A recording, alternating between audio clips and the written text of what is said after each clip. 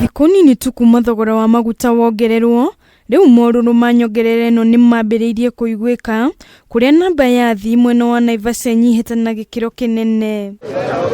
Amwe ya aria mahutitio na njira nene ni nyongerere no ni aruti a wira migunda-ini ya mahua kuona makoretwo magithie maguru kumana na kwa uhoti wa kuriha tigiti wa ngari uria naguo wongereirwo. Sisi watu wa bodaboda tunaumia sana. Hapo kitambo ulikuwa unabeba mtu na shilingi 50. Sasa hizi jinsi walivyoongeza mafuta, ukiambia mtu shilingi 100 ni vigumu sana kutoa shilingi 100 na bidii wateja wanatembea. So kwa hivyo itabidi tunaenda kwa nyumba bila riziki ya siku. Kuringana na Mwaura wa Mwangi wa Sako ya Satima, aingĩ athire umahinyĩrĩirio gwetha njĩra ingĩ cia gũkinya mawĩra-inĩ mao igeria-inĩ rĩa kũnyihanyihia gharama ya mũtũrĩre.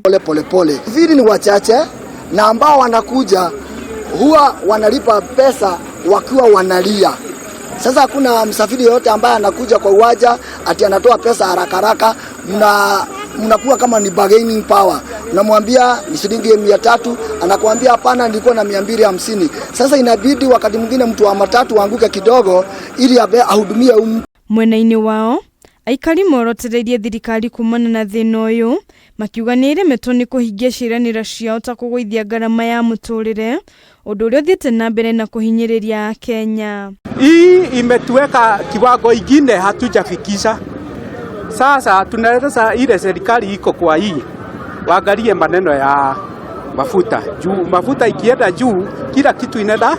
Na ahadi ya serikali walitueleza ya kwamba ni kuweka Biblia chini mafuta itaenda chini. Ni kuweka Biblia chini uga itaenda chini. Sasa badala ya kwenda chini inaenda ikipanda. Sasa hata hatuna imani na hii serikali, maana hii serikali ni ya kunyanyasa mwananchi. Paul Macharia ni umwe wa aikari mwena uyu na uria ni muruti wira mugunda-ini umwe wa mahua guku Naivasha akiuga thogora mweru wa maguta matigite makirigwo kana ni irio mekugura kana ni tigiti mekuriha. Wabunge ma-PS, ma-CS waongezwe mshahara. Mtu wa matatu, mtu wa boda anaongezwa na nani mshahara? Kama watatekeleza hii nchi hata economy itaenda chini kabisa, si hata kuinuka itaenda chini. Maana yake hata hizi pikipiki sitawekwa. Hado-ini ha Kameme TV, rĩtwa rĩakwa ni Wanjikũ wa Batia.